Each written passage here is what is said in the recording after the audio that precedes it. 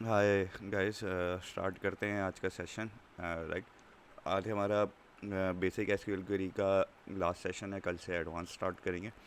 और आज हम aggregate functions, group by, having और उसके बाद आखिर में टेबल जॉइन देखेंगे। तो आहिस्ता आहिस्ता अब हम कॉम्प्लेक्सिटी की तरफ जा रहे हैं। ठीक है, आज के बाद से और आज के एंड दूसरे हाफ से जो क्यूरीज बनना स्टार्ट होंगी वो बहुत ज़्यादा कॉम्प्लेक्स होंगी। तो साथ साथ प्रैक्टिस करते रहिएगा और यहीं पे इश्यूज डिस्कस कर लीजिएगा। अब आना स्टार्ट हो जाते हैं इश्यूज, राइट।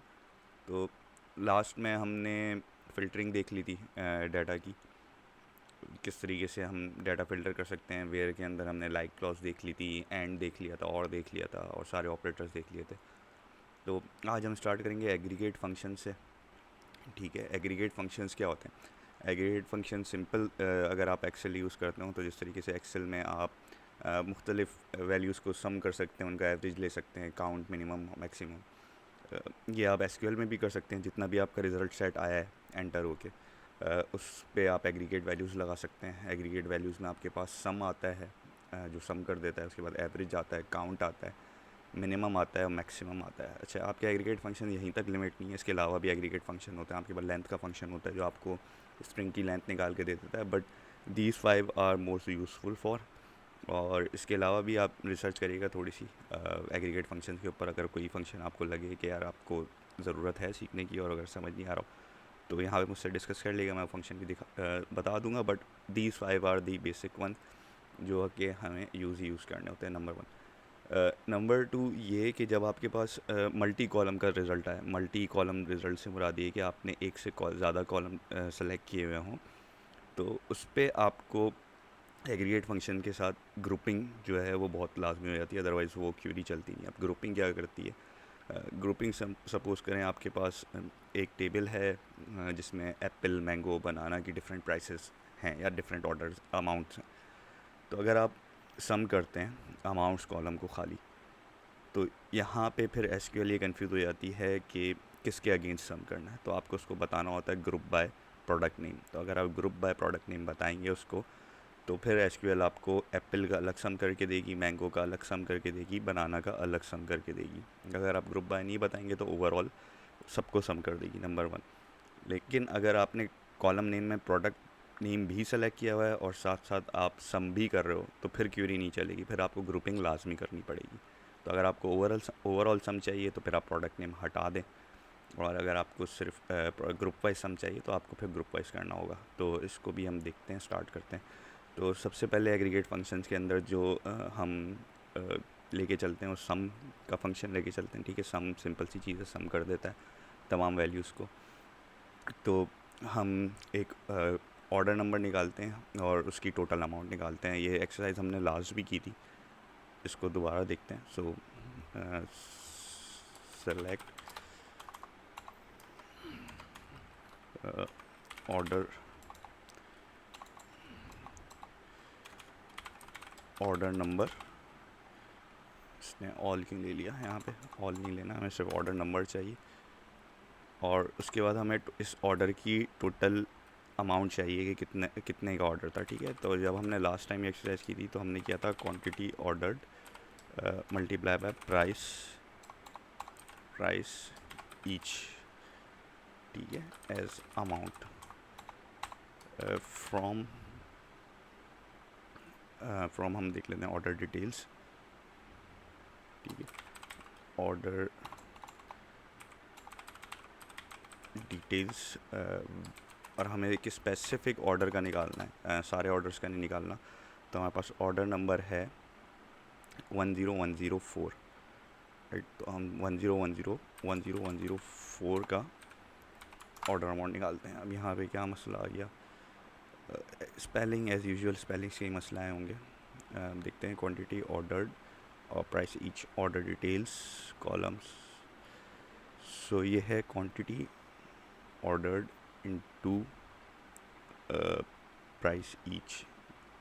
क्वेरी तो सही लग रही है, अभी एरर क्या दे रहा है? अच्छा सॉरी, हम कॉमा लगाना भूल गए यहाँ पे, तो इसने एक ही क्वेरी को कंसिडर कर लिया।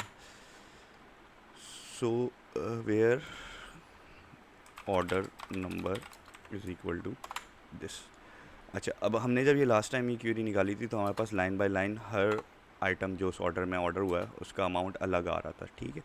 अब अगर हमें इसका टोटल अमाउंट निकालना हो कि इस ऑर्डर का टोटल अमाउंट क्या है, तो सम का फंक्शन यूज़ होता है। जब सम का फंक्शन कैसे यूज़ होता है, यहाँ पे जो मैंने ऑर्डर अमाउंट निकाला है इसको मैं सम कर लूँगा, तो सम ब्रैकेट ओपन, और जहाँ पे आपकी क्यूरी स्टेटमेंट ख़त्म हो रहा है वहाँ पे ब्रैकेट क्लोज। तो इसको जब मैं रन करूँगा तो ये मुझे इस ऑर्डर नंबर का टोटल निकाल के दे देगा, ठीक है। This is how sum function work. अब ज़रा ये क्यूरी छोटी सी अपने पास रन करके देख लें, कोई इशूज़ तो नहीं आ रहा और आपकी डेटाबेस कनेक्टेड है।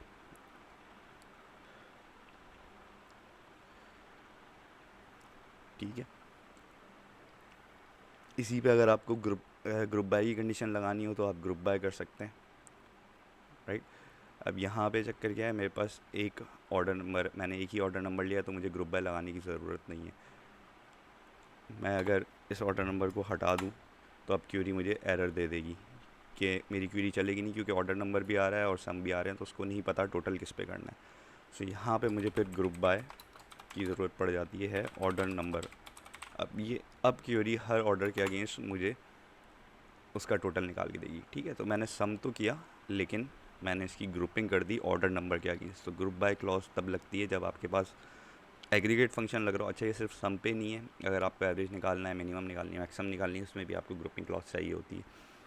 तो जब मैंने स्पेसिफिक ऑर्डर नंबर लिखा था ऊपर, तो मुझे सिर्फ एक ही ऑर्डर का निकाल के देना था, इसलिए क्यूरी चल गई, ठीक है। लेकिन जब मैं सारे ऑर्डर्स का निकाल रहा हूँ तो यहाँ पे मुझे ग्रुप करना ज़रूरी है, ताकि उसको पता हो कि किसके अगेंस्ट सब टोटल करके फिर टोटल करना है। तो मैंने कहा सब टोटल करो ऑर्डर नंबर के अगेंस्ट, और फिर मुझे तमाम ऑर्डर नंबर का सब निकाल के दे दो, ठीक है। ये कॉन्सेप्ट क्लियर हुआ या नहीं क्लियर हुआ इसके बारे में मुझे बताएं, क्योंकि ये एक इम्पॉर्टेंट कॉन्सेप्ट है ग्रुपिंग का।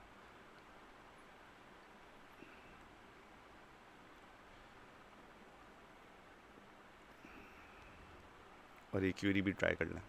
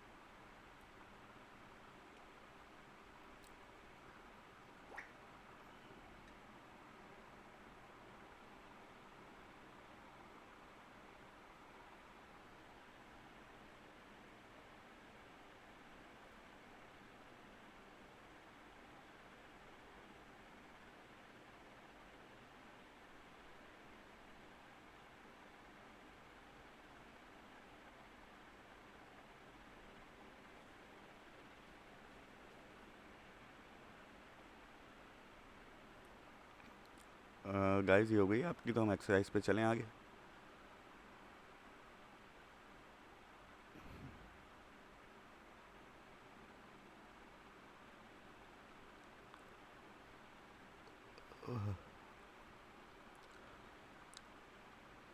राइट, तो आगे एक्सरसाइज देख लेते हैं। अगली एक्सरसाइज ये कि इसने हमें कहा है कि gate all the order total amount of all the orders between 10100 and 1020।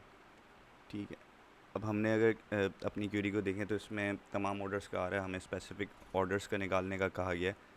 ठीक है, हम स्पेसिफिक ऑर्डर्स का अगर निकालें तो सिंपल सी चीज़ है कि इसी के अंदर हमारी कंडीशन लग जाएगी। ठीक है, तो वेयर ऑर्डर नंबर बिटवीन, अब ऑर्डर नंबर हमारे पास थे 10100 एंड 10200। ठीक है, अगर मैं इस पर फ़िल्टर आउट करूँगा तो ये सिर्फ इन दोनों के दरमियान जितने, इन दोनों ऑर्डर्स के दरमियान जितने ऑर्डर्स आ रहे हैं उन सब का टोटल निकाल के दे देगा। It is as simple as that. उसके बाद अगली एक्सरसाइज में हमें कहा गया है कि what is the total amount of payments that company receive for the month of April. यानी अप्रैल के महीने में, अप्रैल 2004 के महीने में कंपनी ने टोटल कितनी अमाउंट्स जो है वो रिसीव करी। ठीक है, अब अभी तक हमने इसकी क्यूरी कोई नहीं लिखी है। सो टोटल अमाउंट कंपनी कहाँ कलेक्ट करती है, कंपनी जो है वो पेमेंट्स में वो अमाउंट कलेक्ट करती है, राइट। तो अगर मैं पेमेंट्स की टेबल देखूँगा तो पेमेंट्स की टेबल में मेरे पास अमाउंट का कॉलम आ रहा है, तो मैं अगर इस अमाउंट का सम कर लूँ तो मेरे पास टोटल अमाउंट आ जाएगी यहाँ से। बट द क्वेश्चन इज़, एक स्पेसिफिक पीरियड बताया गया, हमें कहा गया है कि अप्रैल के मंथ में कितनी पेमेंट्स हुई हैं कंपनी की तरफ से, राइट। तो हमें फिर इसको फ़िल्टर आउट करना होगा पेमेंट डेट के ऊपर। तो एक क्वेरी लिखते हैं, तो select sum order amount, sum हमारे पास अमाउंट का कॉलम है खाली, तो sum amount as total amount.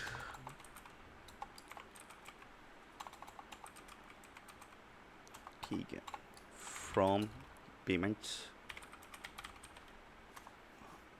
और उसके बाद अब हमें कंडीशन लगानी पड़ी अप्रैल के महीने के लिए। तो अप्रैल के महीने के लिए हमारे पास पेमेंट डेट का कॉलम अवेलेबल है, पेमेंट डेट। सो अप्रैल है तो बिटवीन 2004 पहली अप्रैल से लेके 2004 30 अप्रैल तक। सो अभी इस क्वेरी को दे देना चाहिए। सो पेमेंट्स,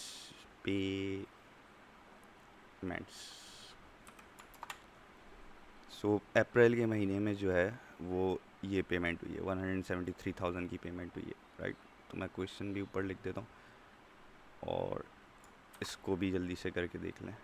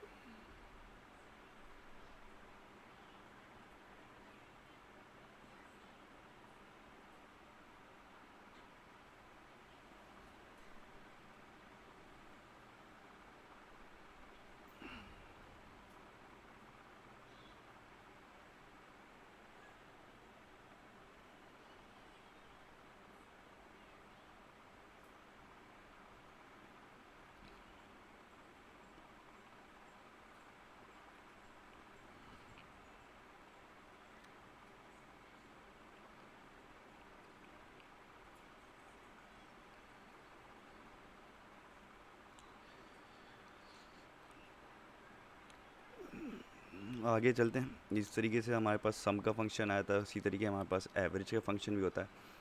तो अभी हमसे कहा गया है कि हमें चाहिए एवरेज सेलिंग प्राइस, कि जो भी हमारी प्रोडक्ट लाइन है, जितनी भी हमारी प्रोडक्ट लाइन है उसकी एवरेज सेलिंग प्राइस का है।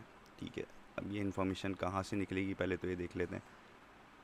तो हमारे पास प्रोडक्ट लाइंस की टेबल है। प्रोडक्ट लाइन में क्या है, प्रोडक्ट लाइन में हमारे पास प्रोडक्ट लाइन है, उसकी डिस्क्रिप्शन है, ये हमें नहीं चाहिए। अब हम प्रोडक्ट की टेबल देख लेते हैं।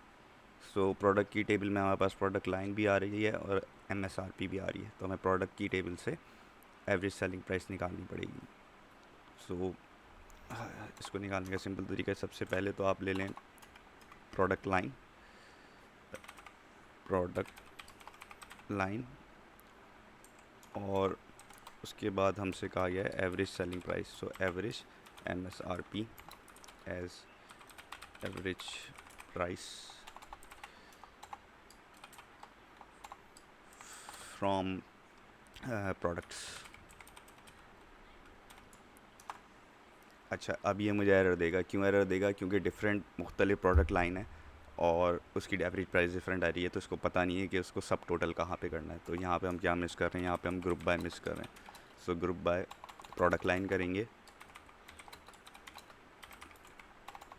प्रोडक्ट लाइन, तो अब इसको हमें दे देना चाहिए ग्रुप बाय प्रोडक्ट लाइन के ऊपर एवरेज प्राइसेस। अब एरर क्या दे रहा है? प्रोडक्ट्स टेबल नहीं है, हमने कहीं पे प्रोडक्ट्स। सो इस तरीके से इसने हमें तमाम प्रोडक्ट लाइन की एवरेज प्राइसेस दे दी, राइट। क्लासिक कार्स की क्या है, मोटरसाइकिल, प्लेन, शिप्स, ट्रेन, बस, तो सब की एवरेज प्राइस क्या आ रही है। तो इसको भी अपने पास ट्राई कर लें। अनाया, मैं क्लास ले रहा हूँ बेटा, नीचे चली जाओ, यहाँ पे आवाज़ नहीं करो। अनाया, आवाज़ आ रही है? मैं क्लास ले रहा हूँ, इसकी शोर आ रहा है, नीचे चली जाओ, माइक खुला हुआ है, क्या हो गया?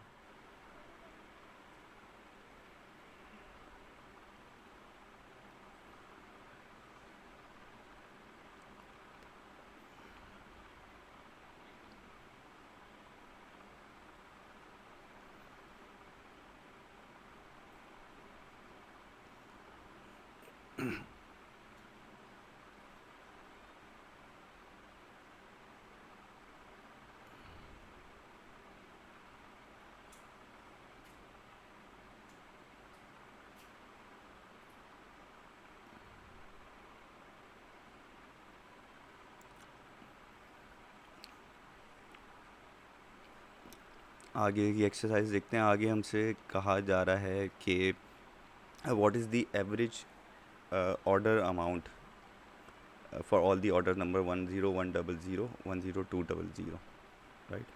सो इनका एवरेज ऑर्डर अमाउंट निकालना है। तो जिस तरीके से हमने सम किया था उस तरीके से हम एवरेज भी निकाल सकते हैं।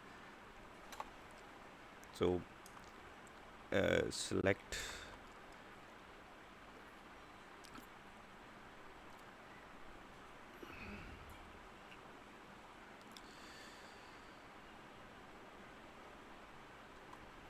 अच्छा, हमें सबसे पहले चाहिए होगा एवरेज, क्योंकि ऑर्डर अमाउंट निकालना है, वो हमारे पास कैलकुलेटेड कॉलम था, प्राइस ईच और quantity orders as average order amount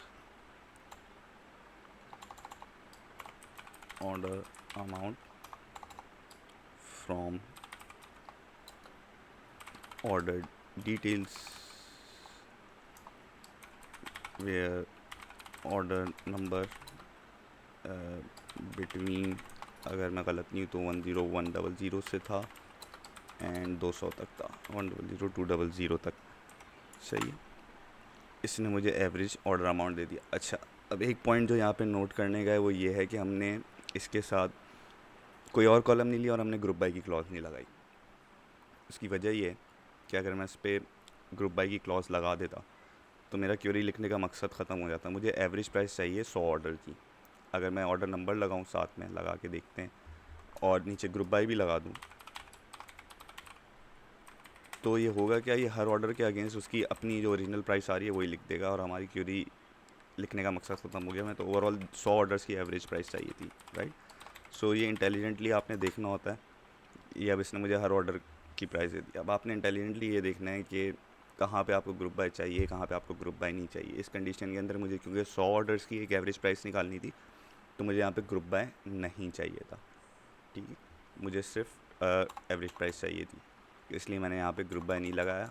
जब ग्रुप बाय नहीं लगाया तो उसने मुझे टोटल की एवरेज निकाल के दे दी, मतलब 100 ऑर्डर्स की एवरेज निकाल के दे दी। तो ये इस पे आपको ज़रा ध्यान देना होता है जब आप कर रहे होते हैं कि आपके पास क्या क्या चीज़ें, मतलब किन किन कॉलम से आपका ग्रुप बाय लगाना है और किन कॉलम से आपको ग्रुप बाय नहीं लगाना है। सिंपल कंडीशन ये है, जब आपको टोटल का टोटल चाहिए होता है तो आप ग्रुप बाय नहीं लगाते, जब सब टोटल्स चाहिए होते हैं तो आप ग्रुप बाय लगाते हैं। इसी तरह जब आपको ओवरऑल एवरेज चाहिए होती है तो आप ग्रुप बाय नहीं लगाते, जब आपको इंडिविजुअल सब टोटल्स की एवरेजेस चाहिए होती हैं, सब ग्रुप्स की एवरेजेस चाहिए होती है, तो वहाँ पे आप ग्रुप बाय की क्लॉज लगाते हैं। इसको जल्दी से अपने पास ट्राई कर लें, उसके बाद हम आगे चलते हैं।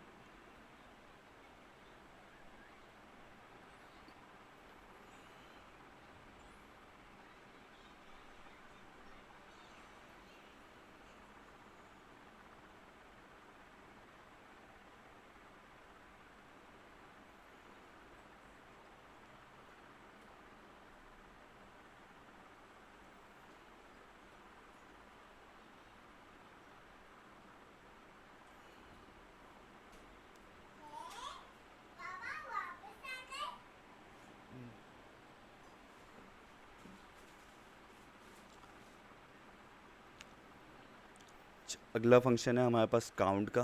अभी तक हमने सम देखा जो टोटल वैल्यू को सम कर देता है, एवरेज देखा जो टोटल वैल्यूज़ को एवरेज कर देता है। सो अगर मुझे गिनती करनी हो, मुझे काउंट करनी हो नंबर ऑफ़ रोज़, तो वहाँ पे काउंट का फंक्शन यूज़ होता है, एग्रीगेट फंक्शन। ठीक,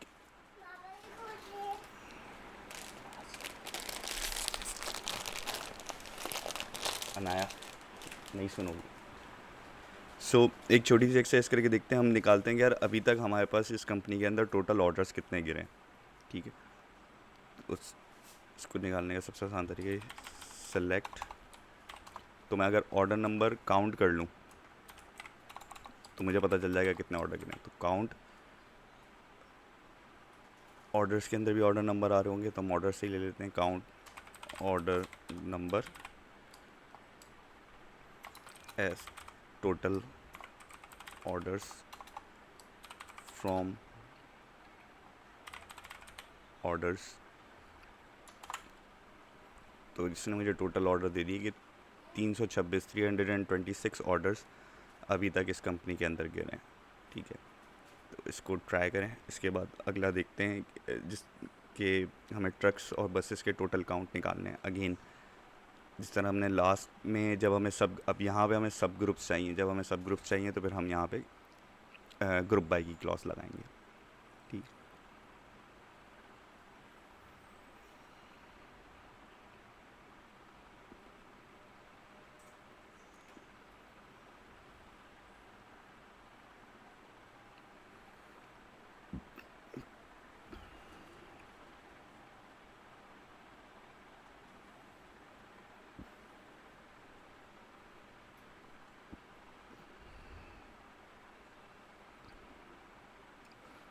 अगर पहली क्यूरी कर ली है तो टास्क वाली क्यूरी भी ट्राई करें।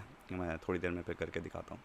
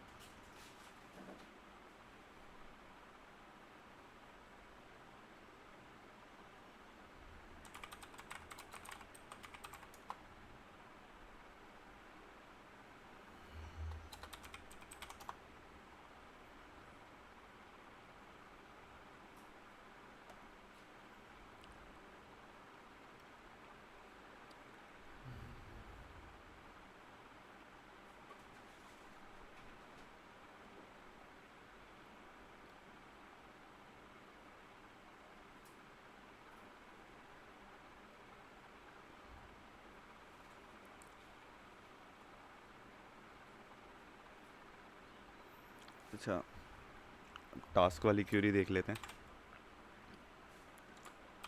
टास्क में हमें कहा गया है कि what is the product count for trucks and buses की प्रोडक्ट लाइन में क्या प्रोडक्ट काउंट है। तो सबसे पहले तो देख लें कि ये इन्फॉर्मेशन हमें मिलेगी कहाँ, ये हमें प्रोडक्ट टेबल से मिलनी चाहिए। तो हम प्रोडक्ट टेबल देखते हैं, इसमें प्रोडक्ट लाइन आ रही है और प्रोडक्ट लाइन में हमें जाके एक चीज़ पता चली है कि ट्रक्स एंड बसेस की एक कैटेगरी है खाली, ठीक है। ट्रक्स और बसेस की अलग अलग कैटेगरी नहीं है। तो ये क्वेरी किस तरीके से चलेगी, सेलेक्ट, सबसे पहले तो प्रोडक्ट लाइन सेलेक्ट कर लें और उसके बाद काउंट। अब यहाँ पे हम काउंट क्या करें, ठीक है। हम प्रोडक्ट कोड भी काउंट कर सकते हैं, प्रोडक्ट नेम भी काउंट कर सकते हैं, दोनों आपको एक ही रिजल्ट देगा। तो फिलहाल हम प्रोडक्ट कोड काउंट करते हैं।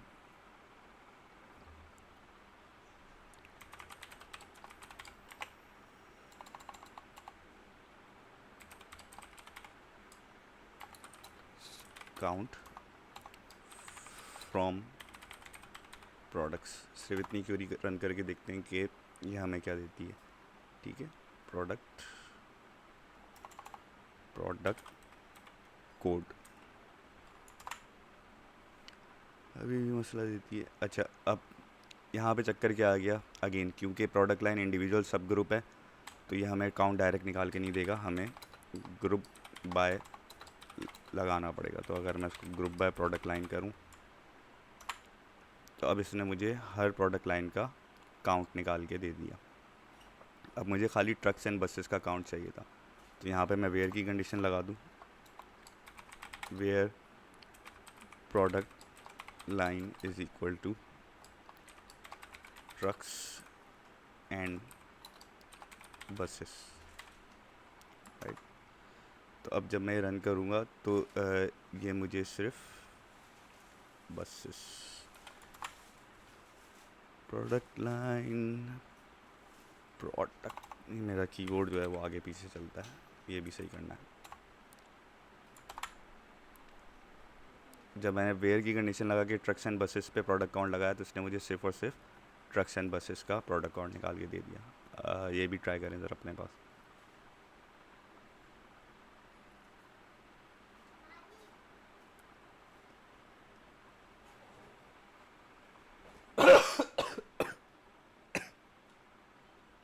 सॉरी।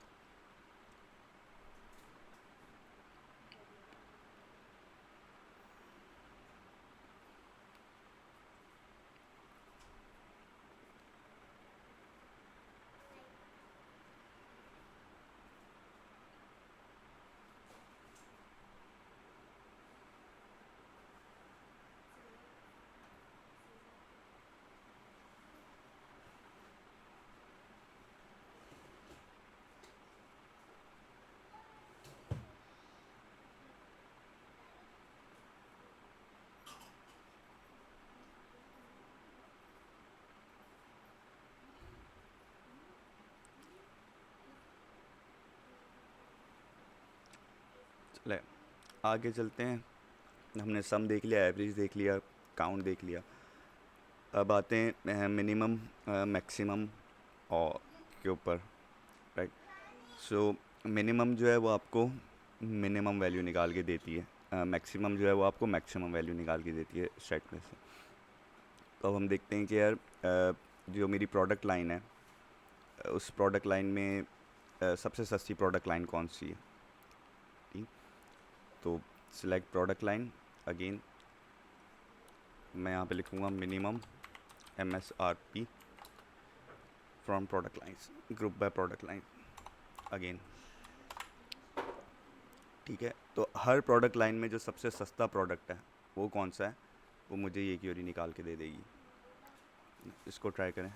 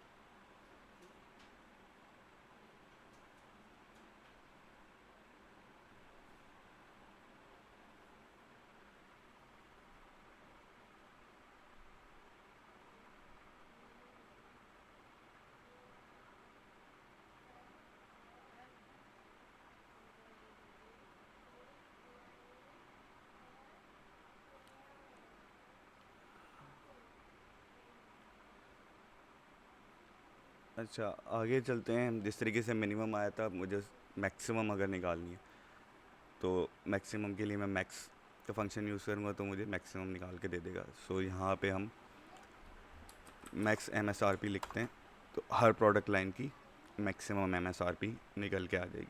सो इस तरीके से मिनिमम और मैक्सिमम काउंट करते हैं। इसकी टास्क देख लेते हैं। टास्क में उसने कहा कि यार मिनिमम प्राइस क्या है, मैक्सिमम प्राइस क्या है, और मिनिमम और मैक्सिमम के दरमियान डिफरेंस क्या है प्रोडक्ट लाइन्स के दरमियान। ठीक है, तो सबसे पहले यहाँ पे minimum M S R P निकाल लेते हैं।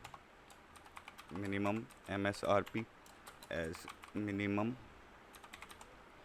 उसके बाद maximum M S R P as maximum,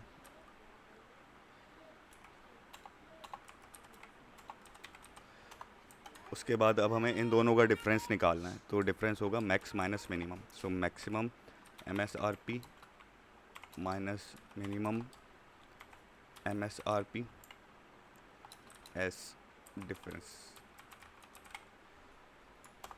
इसको जब रन करेंगे तो हमारे पास क्या आ गया, हर प्रोडक्ट लाइन की मिनिमम प्रोडक्ट प्राइस आ गई। उस प्रोडक्ट लाइन में मिनिमम प्रोडक्ट कितने का है, उस प्रोडक्ट लाइन में मैक्सिमम प्रोडक्ट कितने का है, और इन दोनों प्रोडक्ट्स के दरमियान डिफरेंस क्या है, इन प्राइसेस के दरमियान डिफरेंस क्या है।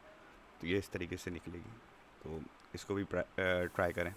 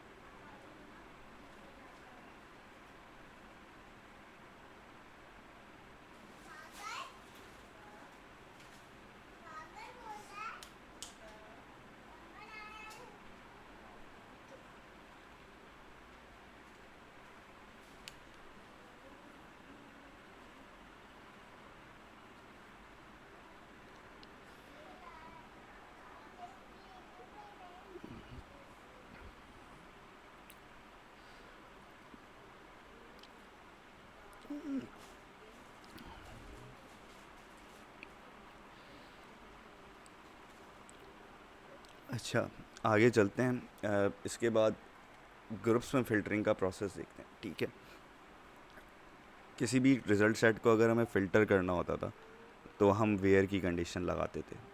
ठीक है, वेयर की कंडीशन लगा के हम अ, इसको फ़िल्टर आउट कर लेते थे रिज़ल्ट को।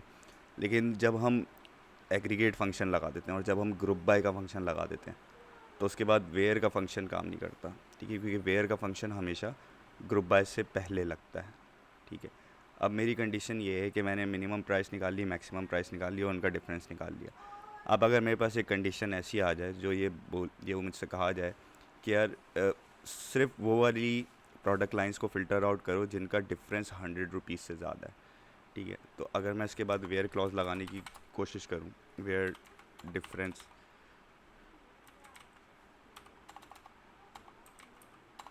डिफरेंस इज़ ग्रेटर देन 100, तो ये क्लॉज नहीं चलेगी। ठीक है, सो अगर आपको ग्रुप बाय के बाद फ़िल्टर करने की ज़रूरत पेश आ रही है रिज़ल्ट को, तो आपको यहाँ पे हैविंग की क्लॉज लगानी पड़ेगी। जब आप हैविंग की क्लॉज लगाएंगे तब आपके ग्रुप्स भी फ़िल्टर आउट हो सकते हैं। ठीक है, तो जब मैंने यूज़ किया हैविंग डिफरेंस ग्रेटर देन 100, तो उसने मुझे सिर्फ वो प्रोडक्ट लाइन्स निकाल के दे दी जिनका डिफरेंस 100 से ज़्यादा है। सो इस तरीके से आप ग्रुपिंग के बाद फ़िल्टरिंग कर सकते हैं। ठीक है, सो अगर आपको कन्फ्यूजन हो रही हो कि कहाँ पे हैविंग लगेगा और कहाँ पे वेयर लगेगा, तो एक बात याद रखिएगा सिंपल, अगर आपको ग्रुप बाय से पहले फ़िल्टर करने की ज़रूरत पड़ रही है तो वेयर की क्लॉज लगेगी। अगर आप सिर्फ कॉलम से फ़िल्टर कर रहे हैं तो वेयर की क्लॉज लगेगी।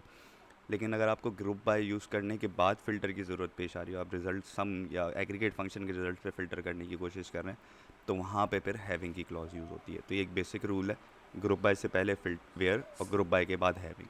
अगर आप ये याद रख लेंगे तो आपको हैविंग और वेयर में कन्फ्यूजन नहीं होगी। तो इसको भी ट्राई करके देख लें।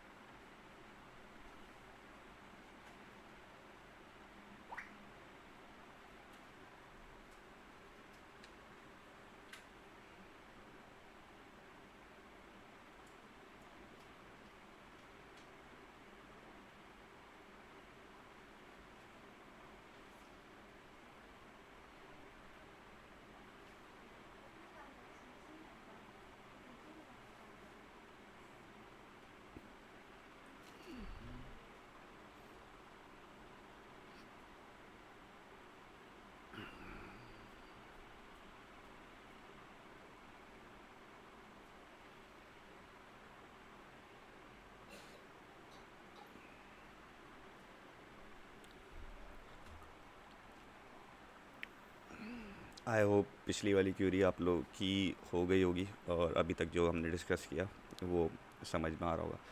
सो मूविंग ऑन,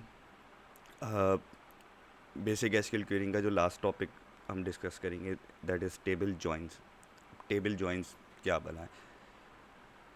तो टेबल जॉइन अभी तक हम जितनी भी क्यूरीज करते हुए आ रहे हैं बैक से, उसमें हमने सिर्फ और सिर्फ एक टेबल से रिज़ल्ट निकाला था। जब भी हम फ्रॉम यूज़ करते थे तो फ्रॉम में सिर्फ और सिर्फ एक टेबल का नाम लिखते थे, राइट?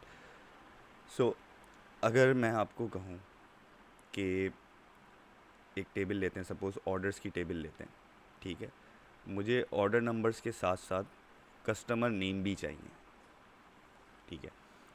अब ये दो टेबल से डाटा आएगा, ऑर्डर्स और कस्टमर के टेबल को मुझे ज्वाइन करना पड़ेगा तभी मैं ये डाटा निकाल सकता हूँ। अब इन दो टेबल्स को ज्वाइन करने के लिए ये लाजमी है कि मेरे पास कोई एक कॉमन कॉलम हो। सो ऑर्डर टेबल के अगर अंदर और कस्टमर टेबल्स दोनों के अंदर अगर मैं देखूं तो मेरा कस्टमर नंबर का कॉलम जो है वो कॉमन है, ठीक। तो इस कॉमन कॉलम को आप यूज़ करते हुए दोनों टेबल्स को ज्वाइन कर सकते हो। तो टेबल ज्वाइन करने के लिए आपको एक रेफरेंस कॉलम की ज़रूरत होती है और वो रेफरेंस कॉलम दोनों टेबल्स के अंदर मौजूद होना चाहिए। यहाँ पे फिर कॉन्सेप्ट आता है प्राइमरी की का और फॉरेन की का। प्राइमरी की क्या होती है? प्राइमरी की किसी भी एक टेबल से आपको रिकॉर्ड निकालने के लिए मदद करती है। सो अगर मैं ऑर्डर्स टेबल में देखूँ तो यहाँ पे मेरी प्राइमरी की ऑर्डर नंबर है, लेकिन जब मैं ज्वाइन करने जाऊँगा इसको कस्टमर टेबल से तो मेरे पास फिर एक फॉरेन की आएगी जो कि कस्टमर नंबर है। तो मैं customer number two customer number order table को कस्टमर टेबल से ज्वाइन कर सकता हूँ। ये एक बेसिक कॉन्सेप्ट है ज्वाइन का, और ज्वाइन चाहिए क्यों होते हैं। हमारे पास चार टाइप के ज्वाइंस होते हैं एसक्यूएल के अंदर। एक होता है ज्वाइन, सिंपल ज्वाइन, इसको इनर ज्वाइन भी कहते हैं, लेकिन अगर आप एसक्यूएल में खाली ज्वाइन भी लिखेंगे तो वो डायरेक्टली इनर ज्वाइन ही कंसीडर किया जाएगा। इनर ज्वाइन क्या करता है? इनर ज्वाइन दोनों टेबल्स को ज्वाइन करता है और दोनों टेबल्स के दरमियान जो कॉमन वैल्यूज़ हैं उनको ला के दे देता है, ठीक है। अगर हम लेफ़्ट ज्वाइन की बात करें तो अगर आप लेफ़्ट ज्वाइन यूज़ करेंगे तो लेफ़्ट टेबल से सारी रॉज आ जाएंगी और राइट टेबल से सिर्फ वो डाटा आउट क्या आएगा जो कॉमन है। सिमिलरली अगर आप राइट ज्वाइन करेंगे तो राइट की टेबल से सारी रॉज उठ के आ जाएंगी और लेफ़्ट की टेबल से सिर्फ वो डाटा आउट क्या आएगा जो कि कॉमन है।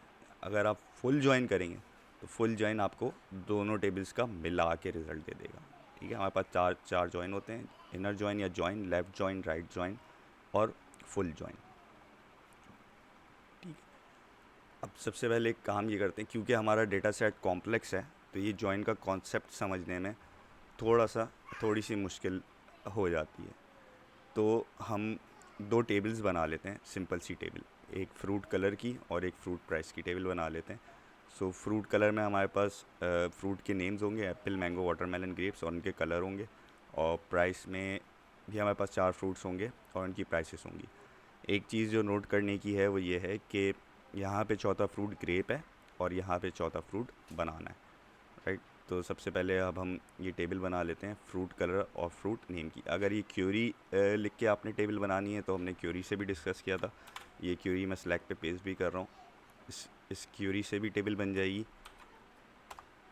राइट। और अगर आपने ग्राफिकली टेबल बनानी है, GUI को यूज़ करते हुए टेबल बनानी है, तो आप मेरे साथ फॉलो अलोंग कर लें, तो हम ग्राफिकली टेबल बना लेते हैं।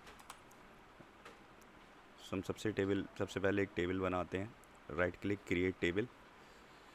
अच्छा, इस टेबल का नाम हम देते हैं फ्रूट कलर। सो इस टेबल का नाम है फ्रूट कलर, ठीक है। इसका पहला कॉलम होगा आईडी, ठीक है, ये प्राइमरी की है, नॉन नल है। उसके बाद हमारे पास दूसरा कॉलम है फ्रूट नेम का, सो नेम। और हमारे पास तीसरा कॉलम है कलर का। ये 3 कॉलम है हमारे पास, ठीक है। उसके बाद मैं इसको अप्लाई करूँगा तो मेरी एक टेबल बन जाएगी। ये मेरे पास फ्रूट कलर की टेबल आ गई यहाँ पे। अब एक और टेबल बना लेते हैं फ्रूट प्राइस की। प्राइस, इसका भी पहला कॉलम आईडी होगा, इंटीजर है, नॉट नल है। उसके बाद दूसरा कॉलम होगा फ्रूट नेम का और तीसरा कॉलम मेरे पास होगा प्राइस का, ठीक है। इसको भी अप्लाई कर देते हैं। ये मेरे पास 2 टेबल बन गई, फ्रूट कलर और फ्रूट प्राइस की। सो फ्रूट कलर को देख लेते हैं, फ्रूट कलर की टेबल आ गई। अब इसके अंदर हमें डाटा लिखना है। सो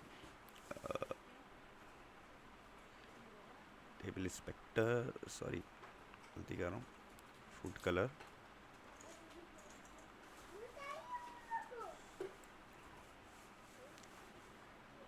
इंफॉर्मेशन कहाँ गया,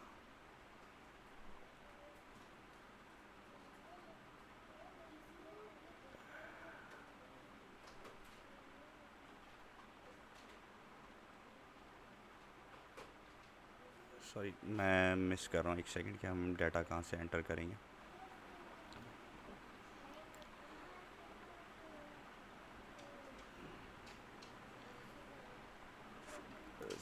follow, bear with me guys, मैं थोड़ा सा कंफ्यूज हो रहा हूँ कि हमें डाटा कहाँ से एंटर करना था।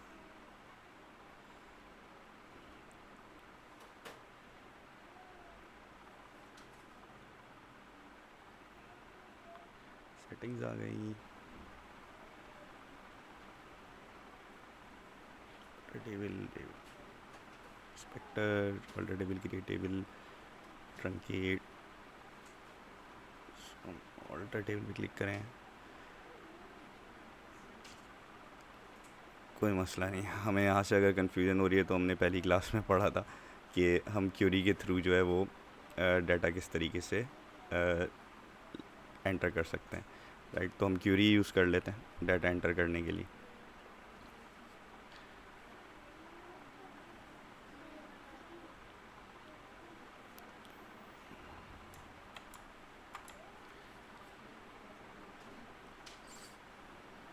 सो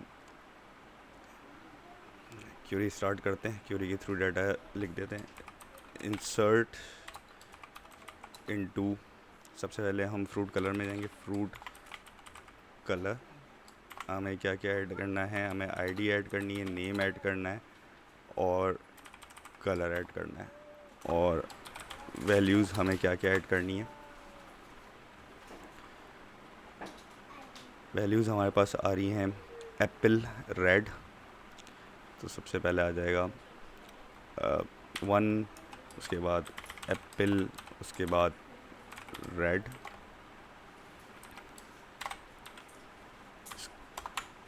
इसको एग्जीक्यूट करते हैं। दूसरा हमारे पास है 2 मैंगो येलो, सो 2 मैंगो और येलो। उसके बाद हमारे पास है 3 वाटरमेलन ग्रीन, सो 3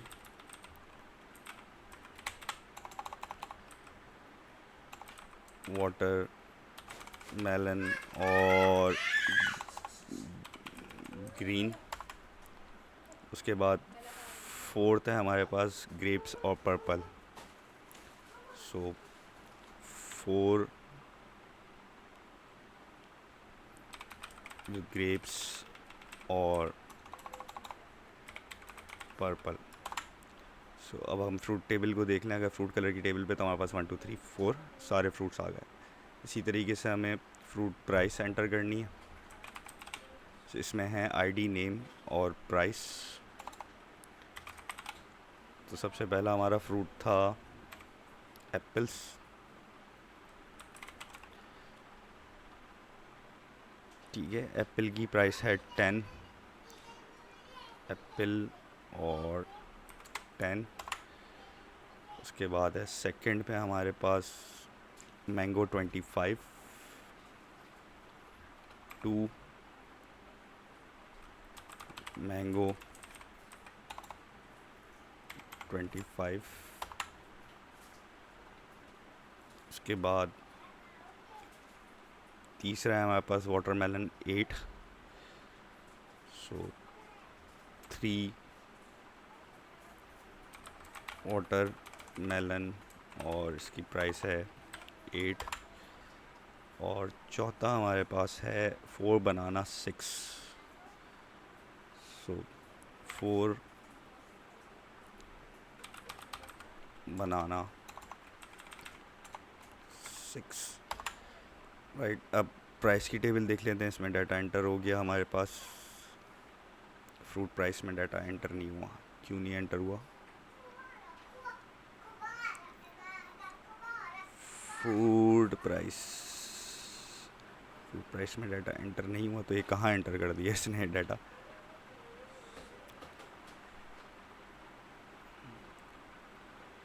ओके, इसने इसलिए एंटर नहीं किया कि हमने यहाँ पे प्राइस का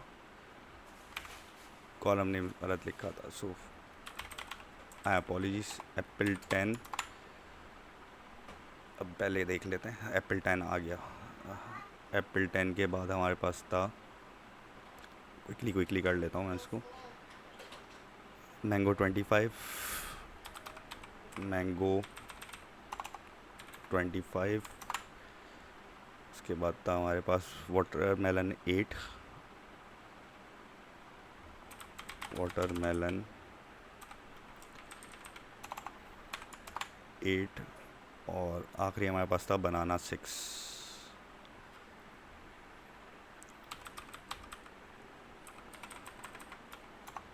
और एक और गलती हमने कर दी, हमने आईडी की जो है वो सेम रख के चलें। तो अभी भी इसने डाटा सही एंटर नहीं किया होगा। सो 3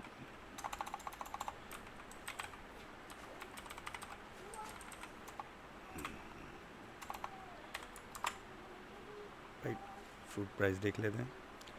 एप्पल, वाटरमेलन, बनाना और एक रह गया हमारे पास मैंगो।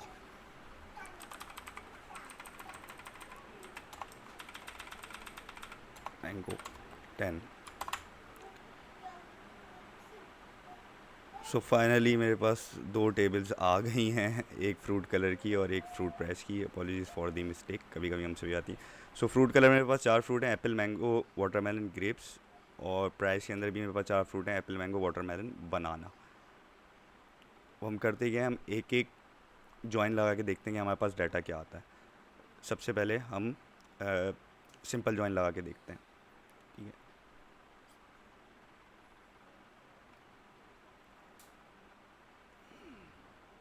सो हमारे पास 2 टेबल हैं। अच्छा, जब भी आप जॉइंस यूज़ कर रहे हो तो एक बात का ध्यान ज़रूर रखिएगा, हमें कॉलम के साथ टेबल नेम भी देना होता है। ठीक है। सो मैं फ्रूट कलर को फ्रूट प्राइस पे ज्वाइन कर रहा हूँ। मेरे पास आईडी कॉलम मुझे नहीं चाहिए, मुझे सिर्फ नेम और कलर चाहिए, ठीक है। सो मैं फ्रूट कलर का नेम कॉलम उठा रहा हूँ, name.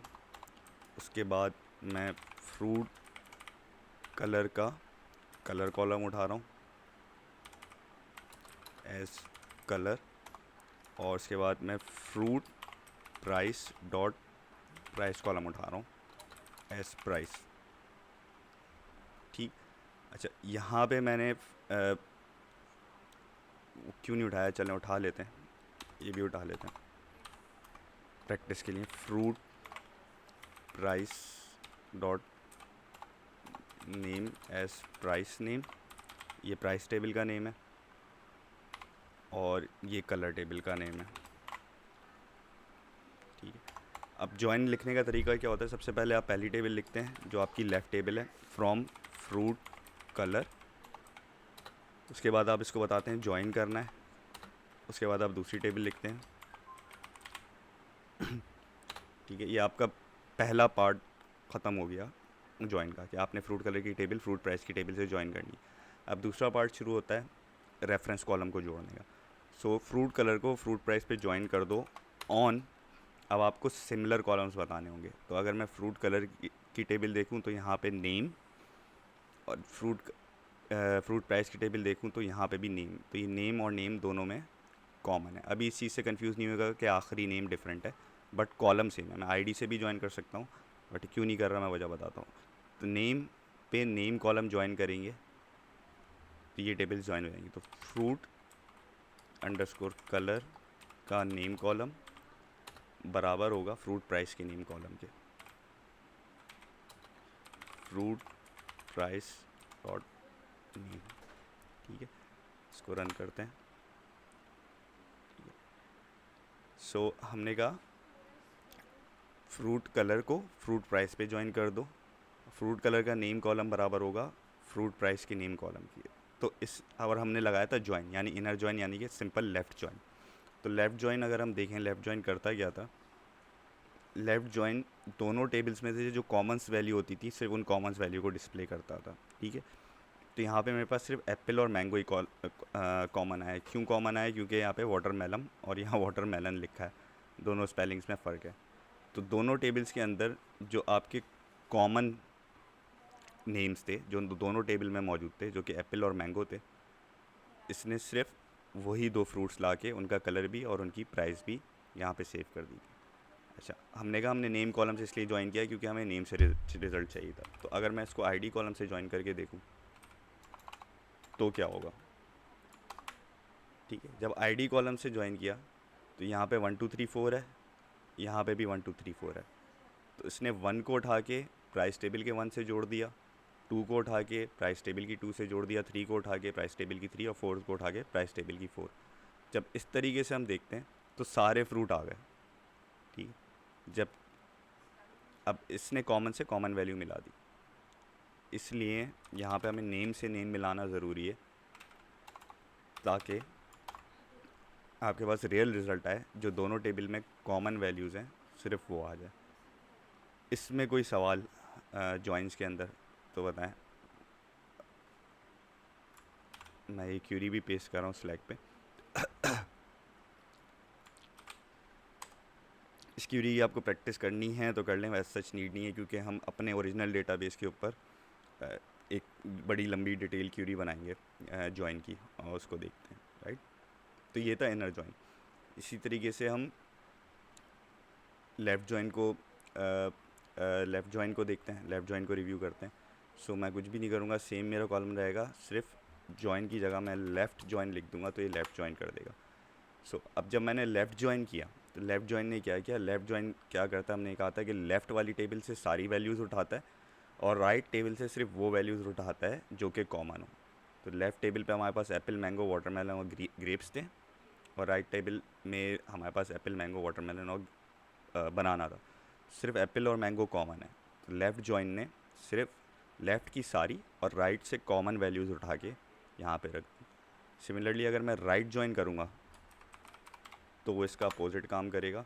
Right join right table की आपको सारी रो दे देगा और लेफ़्ट टेबल से सिर्फ कॉमन जो है वो वैल्यूज़ उठा के ला के देगा। और आखिरी हमारी टाइप थी फुल जॉइन की, ठीक है। फुल जॉइन यहाँ पे मुझे एरर देगा। फुल जॉइन को लगाने के लिए मुझे नेम्स के कॉलम हटाने पड़ेंगे। अब फुल जॉइन लगना चाहिए fruit colour dot colour, fruit colour dot colour है सिंपल।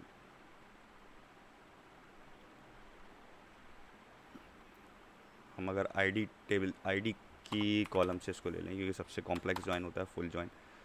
सो इसमें मैंने ले लिया fruit underscore colour dot ID। अभी भी नहीं चल रहा। फ्रूट कलर इन ID unknown column fruit colour. Full join में मसला दे रहा है। फुल जॉइन में क्या मसला दे रहा है? कलर और प्राइस उठाते हैं। Colour comma price fruit colour dot name. और क्या एरर दे रहा है यार ये? Okay, my bad. Full join के अंदर कॉलम से कॉलम जॉइन नहीं होता, पूरी की पूरी टेबल जॉइन हो जाती है। सो जब मैं फुल जॉइन करूँगा मेरे पास सारी वैल्यूज उठ के आ जाएंगी। अच्छा, फुल जॉइन मेरा क्यों वीक है? फुल जॉइन इसलिए वीक है कि फुल जॉइन हम यूज़ ही नहीं करते। अब शायद ही कोई कंडीशन हो जिसमें फुल जॉइन यूज़ हुआ हो, बट समझाने के लिए समझा दिया। Full join is expensive operation. Full join majorly use नहीं होता। 80% ऑफ द टाइम जो है आप इनर जॉइन से ही अपना सारा डाटा निकाल रहे होते हैं, राइट। अब हमारे पास टास्क है और ये बड़ी कॉम्प्लेक्स टास्क है। टास्क हमारे पास ये है कि हमें अपने जो भी हमारा डेटाबेस था, हमें एक आ गया कि हमने एक इनवॉइसिंग का सॉफ्टवेयर ले लिया और हमें इनवॉइस के लिए डेटा चाहिए उस डेटाबेस से। इनवॉइस के लिए क्या क्या चाहिए? हमें ऑर्डर नंबर चाहिए, ऑर्डर डेट चाहिए, ship date, total amount, customer name, phone number, address, city, state और कंट्री। अब यहाँ पे आपको करनी पड़ेगी क्वेरी मैपिंग क्योंकि ये एक टेबल से सारा डाटा नहीं निकलेगा। अब अपना स्कीमा हम बराबर बराबर देखते हैं। तो सबसे पहले इसने कहा कि ऑर्डर नंबर और ऑर्डर डेट चाहिए, ठीक है। ऑर्डर नंबर मेरे पास निकल जाएगा ऑर्डर डिटेल टेबल से, ठीक है। और ऑर्डर डेट चाहिए, ऑर्डर डेट मुझे मिलेगी ऑर्डर टेबल से। उसके बाद मुझे इसने कहा कि शिप डेट चाहिए, शिप डेट भी मुझे मिलेगी ऑर्डर टेबल से। उसके बाद इसने मुझे कहा कि टोटल अमाउंट चाहिए, टोटल अमाउंट मेरा निकलेगा quantity multiply by price each, तो यहाँ से मेरा टोटल अमाउंट निकल जाएगा। उसके बाद इसने मुझे कहा कस्टमर नेम चाहिए, तो कस्टमर नेम के लिए मुझे तीसरी टेबल ज्वाइन करनी पड़ेगी कस्टमर से। उसके बाद मुझे फ़ोन नंबर चाहिए, वो भी कस्टमर से निकलेगा। उसके बाद मुझे एड्रेस लाइन 1 चाहिए, वो भी कस्टमर से निकलेगा। सिटी भी कस्टमर से निकलेगी, स्टेट भी और कंट्री भी, ये सारी। तो अब हम क्वेरी का मैप देखें तो मेरे पास 3 टेबल्स ज्वाइन हो रही हैं, ऑर्डर डिटेल्स से ऑर्डर्स और ऑर्डर्स से कस्टमर। अब इन 3 टेबल को आपस में कॉमन कॉलम्स के थ्रू कैसे ज्वाइन कर सकते हैं, ठीक है। सो ऑर्डर डिटेल्स और ऑर्डर को ज्वाइन करना तो बहुत आसान है। ऑर्डर नंबर कॉमन हो रहे हैं, इन दोनों को हम ज्वाइन कर देंगे। अब जब कस्टमर टेबल को ज्वाइन करने की बात आएगी तो ऑर्डर्स टेबल का कस्टमर नंबर का कॉलम और कस्टमर्स टेबल का कस्टमर नंबर का कॉलम सेम है, तो हम ऑर्डर्स टेबल से कस्टमर नंबर को ज्वाइन कर सकते हैं, ऑर्डर डिटेल से डायरेक्टली कस्टमर को ज्वाइन नहीं कर सकते। तो हमारा राउट क्या बना कि हम पहले ऑर्डर डिटेल से डाटा निकालेंगे, उसके बाद हम ऑर्डर्स पे जाएंगे, ऑर्डर डिटेल से ऑर्डर को ज्वाइन करेंगे, फिर हम ऑर्डर से डाटा निकालेंगे और उसके बाद फिर हम कस्टमर से जाएंगे, कस्टमर से डाटा निकालेंगे तो फिर हम कस्टमर टेबल पे जाएंगे। सो अब इस क्वेरी को लिखते हैं साथ साथ, ठीक है। मैं दोनों चीज़ें साथ साथ खोल रहा हूँ ताकि हमें यहाँ पे इंफॉर्मेशन मिलता रहे। तो सबसे पहले हमें क्या चाहिए था? हमने कहा था सबसे पहले हम ऑर्डर डिटेल से चीज़ें निकालेंगे। तो ऑर्डर डिटेल से मेरे पास क्या क्या आ रहा है?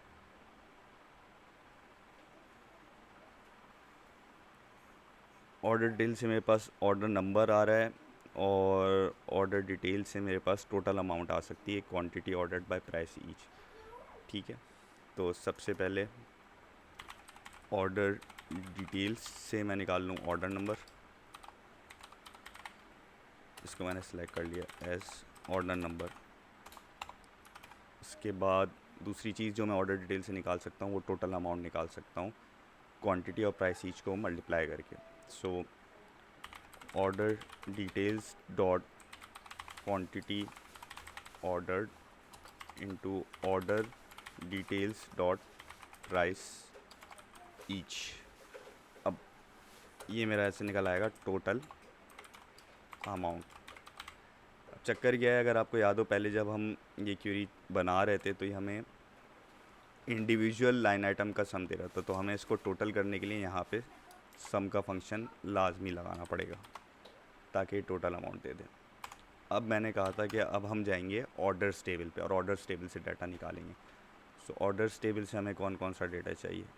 ऑर्डर्स टेबल से हमें मिल सकता है ऑर्डर नंबर जो कि ऑलरेडी आ गया है। उसके बाद हमें शिप डेट चाहिए थी, तो शिप डेट हमें ऑर्डर्स टेबल से मिलेगी। So orders dot ship date as ship date. उसके बाद ऑर्डर टेबल से कुछ और निकल सकता है। ऑर्डर टेबल से ऑर्डर डेट भी चाहिए थी इसको, तो हमने कहा ऑर्डर्स टेबल से ऑर्डर डेट भी निकाल लें एज ऑर्डर डेट। अब आ जाएं, आखिरी चीज़ हमें कस्टमर टेबल से डाटा चाहिए था, तो कस्टमर टेबल्स पे जाएंगे। कस्टमर टेबल्स के पास के अंदर हमारे पास क्या क्या है? हमारे पास कस्टमर नेम है, तो customers dot customer name as customer name. उसके बाद कस्टमर से हमारे पास फ़ोन नंबर भी निकल जाएगा, customers dot phone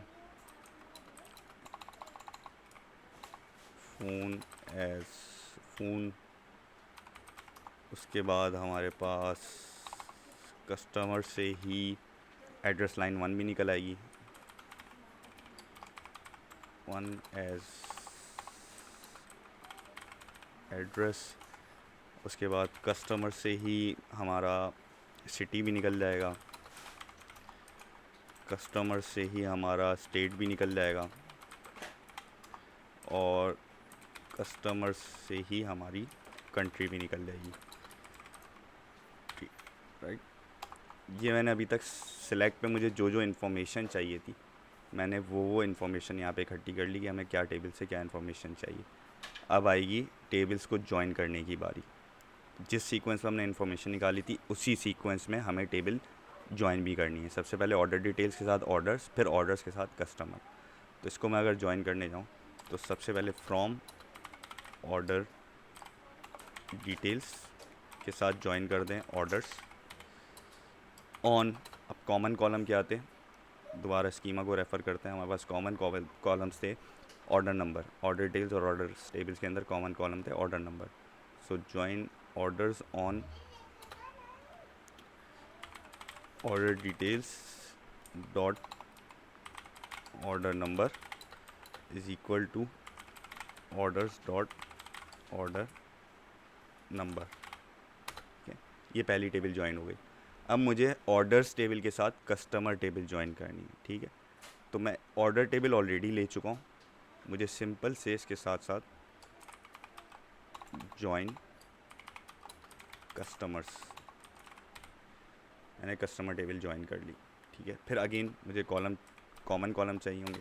so common column यहाँ पे हमारे पास क्या थे, हमारे पास ऑर्डर्स के अंदर और कस्टमर्स के अंदर कस्टमर नंबर का कॉलम कॉमन था।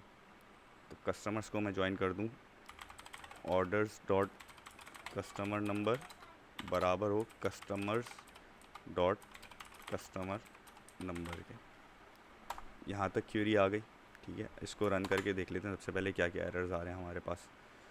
सो अब हमारे पास एरर दे रहा है प्राइस ईच जो है वो सही नहीं है। वो सही इसलिए नहीं है कि हमने स्पेलिंग अगेन गलत लिखी है। सो ये आ गई प्राइस ईच। अब क्या मसला दे रहा है, कस्टमर फ़ोन हमने गलत दिया हुआ है, कस्टमर फ़ोन तो हमारे पास सही है, कस्टमर फ़ोन कस्टमर्स फ़ोन है। और उसके बाद हमारे पास कस्टमर्स कंट्री COUNTRY और लास्ट में हमें दे रहा है customer number number number number number customer number. अच्छा, यहाँ तक हमारे पास चल गया। ठीक है, अब ये अगेन सारी इन्फॉर्मेशन क्योंकि हमने ऊपर सम लगा दिया तो हमें ग्रुप बाय इसको करना पड़ेगा ऑर्डर नंबर से, राइट। सो अब मैं सारे कॉलम लिखूँ order number, ship date, etcetera etcetera, इसकी जगह मैं एक शॉर्टकट यूज़ कर सकता हूँ कि मुझे ग्रुप बाय कर दो पहले कॉलम से। उसके बाद दूसरा, क्योंकि ऑलरेडी सम है तो मुझे दूसरे की ज़रूरत नहीं है, इसको ग्रुप बाय कर दो तीसरे से, चौथे से, पाँचवें से, छठे से, सातवें से, आठवें से और नवे से। सो पहले से ग्रुप बाय कर दिया, दूसरा छोड़ दिया क्योंकि सम है। तीसरा, चौथा, पाँचवा, छठा, सातवां, आठवां, नवा और 10वां कॉलम भी हमें ग्रुप बाय में चाहिए। ये जब हमने रन करी पूरी क्यूरी तो इसने उन तीनों टेबल्स को ज्वाइन करके हमें सारी डिटेल्स जो है उस ऑर्डर की निकाल के दे दी अपने इनवॉइसिंग सॉफ्टवेयर के लिए। ठीक, अब हमें कहा गया था कि हमें किसी एक पर्टिकुलर ऑर्डर की चाहिए, तो where order number is equal to, अब ऑर्डर नंबर क्या था हमारे पास 10105, where order number is equal to 10105। So order number, कौन सी टेबल का ऑर्डर नंबर, अब ऑर्डर नंबर भी दो टेबल पे हैं तो हमने कहा ऑर्डर डिटेल्स का ऑर्डर नंबर ले लो 10105 की, हमारे पास ये सारी डिटेल्स आ गई जो हमसे मांगी गई थी। अच्छा, वैसे तो क्यूरी कंप्लीट है लेकिन अभी भी इसमें मसला है। वो मसला ये है कि ये सीक्वेंस सही नहीं है। हमसे पहले ऑर्डर नंबर मांगा गया, उसके बाद हमसे ऑर्डर डेट मांगी गई, तो ऑर्डर डेट हमने यहाँ पे ली है, हम इसको यहाँ से कट करके सेकंड नंबर पे पेस्ट कर देंगे। ठीक है, ऑर्डर डेट के बाद हमसे शिप डेट मांगी गई तो हम शिप डेट को भी यहाँ से उठाएंगे और थर्ड नंबर पे पेस्ट कर देंगे। उसके बाद टोटल अमाउंट मांगा गया, टोटल अमाउंट हमारे पास आ गया। उसके बाद हमसे कस्टमर नेम, फ़ोन, उसके बाद हमारी सारी इन्फॉर्मेशन सही है। तो अब हम इसको रन करें तो अब हमारे पास पूरी क्यूरी जो है वो सीक्वेंस के अंदर आ रही है, राइट। सो ये एक बहुत डिटेल जॉइन की क्यूरी है और रियल वर्ल्ड प्रॉब्लम है कि अगर आपको इनवॉइस की डिटेल्स निकालनी हो किसी भी ऑर्डर की तो इस तरीके से आप 3 टेबल से जॉइन करके निकाल सकते हैं। So this is our last topic for basic SQL.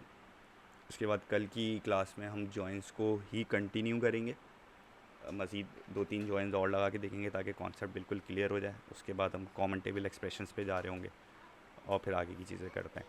So try this query first. मैं अभी हूँ 5-10 मिनट यहीं पे, ताकि अगर आपको कोई इशू आए तो डिस्कस कर लेते हैं। ये कोड मैं स्लैक पे भी पेस्ट कर रहा हूँ,